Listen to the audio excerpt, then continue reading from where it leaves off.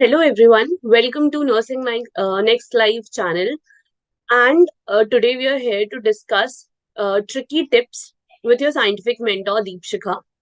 So, what do you understand from this tricky tips? So, this would be your daily life or college life or study life tricks that I would be sharing with you.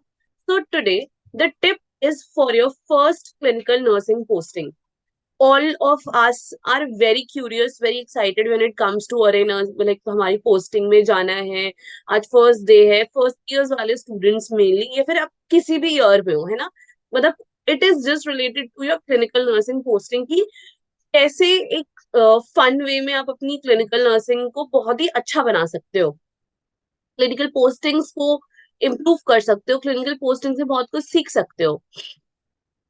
So the first thing that I want to tell you is the dress code. Dress for success, not to impress. There are many, like, her colleges में different dress codes are there. Some of the colleges have scrubs, some of the colleges have this suit, some of the colleges have a different kind of apron. तो हमेशा बच्चों को शिकायत होती है क्या dress है, क्या ड्रेस है. पर मतलब आई एम ऑल्सो लाइक मैं भी इसी फेज से गुजरी हूँ कि क्या सूट पहन के जाना पड़ता है डेली, क्या एप्रन पहन के जाना पड़ता है डेली. बट मेरी तरफ से बस एक छोटा सा आप मान लो, एक छोटी सी टिप मान लो कि कोई बात नहीं, जो भी आपकी ड्रेस है, ठीक है, पर इम्पोर्टेंट ये होना चाहिए कि आपकी जो ड्रेस है ना वो आपको एक प्रोफेशनल पर्सन बनाती है. तो आपके प्रोफेशन के लिए क्योंकि आप पेशेंट्स को अप्रोच करते हो और डिफरेंट डिफरेंट अदर प्रोफेशनल्स को अप्रोच करते हो, तो एक प्रोफेशनल अप्रोच होना जरूरी है, and that this dress gives you. मैं यहाँ पर ड्रेस कोड की बात इसलिए कर रही हूँ क्योंकि मैं चाहती हूँ कि हमेशा, मतलब ऑब्वियसली आपको सब लोग बोलेंगे एक साफ एप्रन और एक प्यारा सा स्टेप, ये मेरे लिए एक ड्रेस कोड, एक परफेक्ट ड्रेस कोड है. एक साफ एप्रन और एक प्यारा सा स्टेप, तो इस चीज को आप फॉलो कर सकते हो. Coming to proper sleep and eat breakfast, as you all know बच्चों की रात की जो हमारी प्रॉपर नैप होती है, प्रॉपर स्लीप होती है, it is very very important. तो ये चीज मैं सारे बच्चों को बोलूंगी कि ये चीज, मतलब प्रॉपरली नाइट में usually what we do, Instagram scrolling कर रहे हैं, कुछ वीडियो देख रहे हैं, यूट्यूब पे कुछ वीडियो देख रहे हैं, रील्स देख रहे हैं, जो भी देखना है, जितना भी देखना है, एटलीस्ट 10 बजे से पहले देखकर खत्म कर दो. असाइनमेंट्स करने 10 बजे से पहले खत्म कर लो, और उसके बाद just have a good sleep, have a good healthy breakfast, because it is very mandatory as you go into the clinical postings. आप उसके बाद सिर्फ आफ्टरनून में फ्री होकर आके लंच कर पाओगे. तो क्योंकि हॉस्पिटल में आप बहुत सारे डिफरेंट डिफरेंट बैक्टीरियाज, वायरस से एक्सपोज होते हो, it is important you eat healthy, be healthy, and fight from all these problems also, all these diseases also.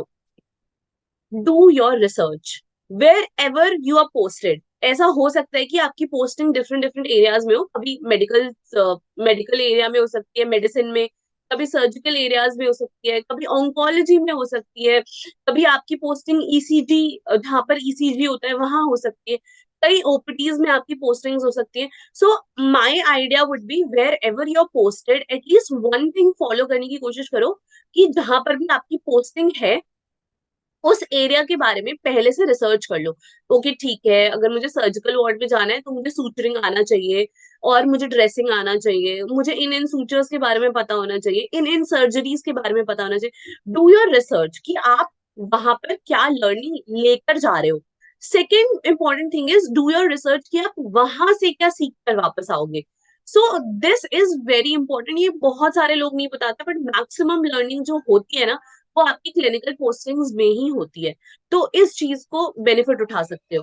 Schedule your time, learn from the postings, discuss with your जो भी आपके clinical partners हैं उनके साथ discuss करो, आपके faculties आते हैं उनके साथ डिस्कस करो, वहां पर डॉक्टर्स होते हैं, आपके सीनियर्स होते हैं, उनके साथ डिस्कस करो. पेशेंट की कुछ समझ में नहीं आ रहा है ना, पेशेंट की फाइल खोलो, उसका डिजीज कंडीशन देखो, साइन एंड सिम्टम्स रीड करो, कौन से इन्वेस्टिगेशन हुए ये रीड करो. एटलीस्ट एग्जाम में अगर वो सिमिलर डिजीज कंडीशन आई तो एटलीस्ट इतना तो पता होगा ना कि अगर ये डिजीज कंडीशन आई है तो मुझे ये इन्वेस्टिगेशंस करने थे और मुझे ये डायग्नोसिस लिखना था या फिर मुझे ये साइन और सिम्टम्स उस पेशेंट के अंदर दिखे थे. So your patient is the best book. Learn from your patients, learn from your postings. And last and most important thing would be, don't be afraid, don't hesitate to ask questions. क्योंकि हमेशा teacher को पता होता है question वही बच्चा पूछता है, या तो जिसको सब समझ में आ जाता है या तो जिसको बिल्कुल भी समझ में नहीं आता. जो मीडियोक्रेट बच्चे होते हैं वो चुपचाप से सुनते रहते हैं, क्वेश्चन नहीं पूछते. Have a curiosity to ask question, क्यों हो रहा है, व्हाई दिस इज हैपनिंग, ऐसे ही क्यों हो रहा है, अगर इस तरीके से कर दे तो क्या होगा.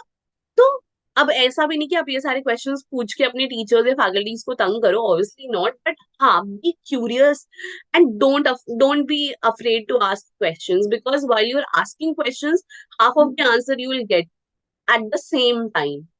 So I hope this session would be helpful for you all, and I hope you are enjoying watching my videos. So do subscribe the Nursing Next undergraduate channel and follow for more such videos. Thank you, everyone.